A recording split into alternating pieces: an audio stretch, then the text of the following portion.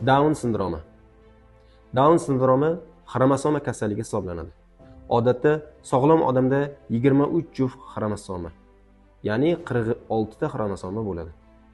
Down sindromida esa 21 juft xromosomalar 2 ta o'rniga 3 ta xromosomalar bo'ladi. Umumiy 47 ta xromosoma bo'ladi. Ushbu sindrom 1866-yilda uni birinchi marta tasvirlab bergan ingliz shifokori John Down sharafiga qo'yilgan. Tug'ma sindromning xromosomalar soni ortiqligi bilan bog'liqligini 1959-yili fransuz genetigi Jerome Lejeune tomonidan isbotlangan. Sabablar. Hech qanday aniq sabab yo'q. Xromosomalar ajralishdagi xatolik homila rivojlanishning ilk bosqichida sodir bo'ladi. Ko'pchilik hollarda bu tasodifiy bo'lib, ota-onaning kasalligi bilan bog'liq emas. Belgilar. Tashqi ko'rinishdagi o'ziga xos belgilar. Yassi yuz tuzilishi, yumaloq yuz, ikkala ko'z oralig'ida keng va tekis burun ko'prigi, barmoqlarning kaltaligi, kafta bitta chuqur chiziq, og'izning kichikligi, og'izning ochiqligi, tilning tashqariga chiqib turishi, oyoqda bosh barmoq bilan ikkinchi barmoq orasida keng masofa, mushaklar tonasining pastligi, gipotonus, bo'yning pastligi, bo'yinning qisqaligi bo'ladi. Aqliy va ruhiy belgilar. Intellektual rivojlanish sekinroq bo'ladi. Xotira, nutq, abstrakt fikrlash sust. O'rganish qobiliyati sekinroq bo'ladi. Shuning uchun ko'proq vaqt va maxsus yondashuv talab qilinadi.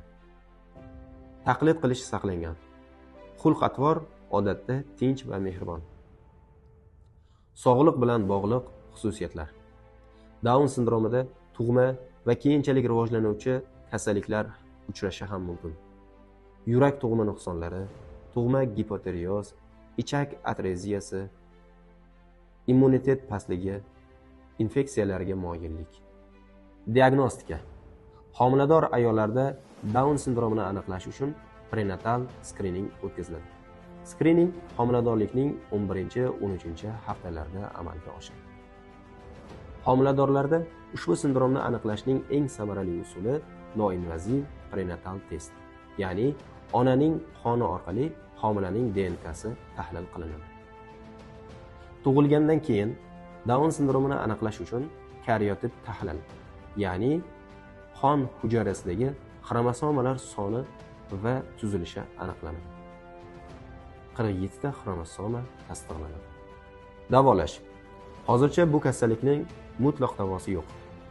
Chunki Down bolaning har bir hujayrasida ortiqcha 21 xromosoma mavjud bo'lganligi uchun bu holatni dori va operatsiya bilan olib tashlab bo'lmaydi.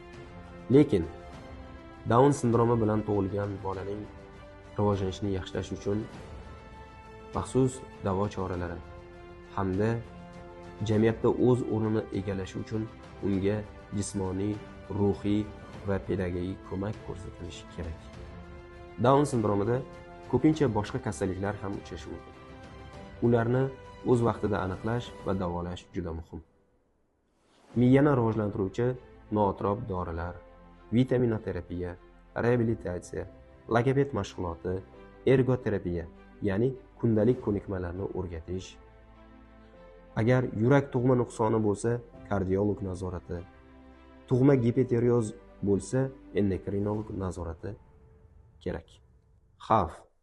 Agar Down sindromi o'z vaqtida davolanmasa, bu bolaning aqliy va jismoniy rivojlanishida hamda ijtimoiy moslashuvida qiyinchiliklarga olib kelishi mumkin. Umr davomiyligi va ijtimoiy hayot.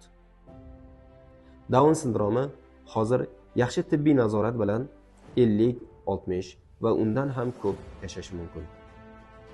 Maxsus ta'lim, reabilitatsiya va terapiyalar yordamida ijtimoiy hayotga moslashadi.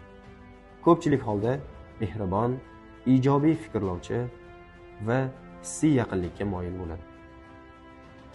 Oldini olish. Ushbu kasallikning oldini olishni maxsus usullari mavjud emas. Down sindromli bolalar boshqacha. Ammo ular ham biz kabi sevgi va qo'llab-quvvatlashga muhtoj.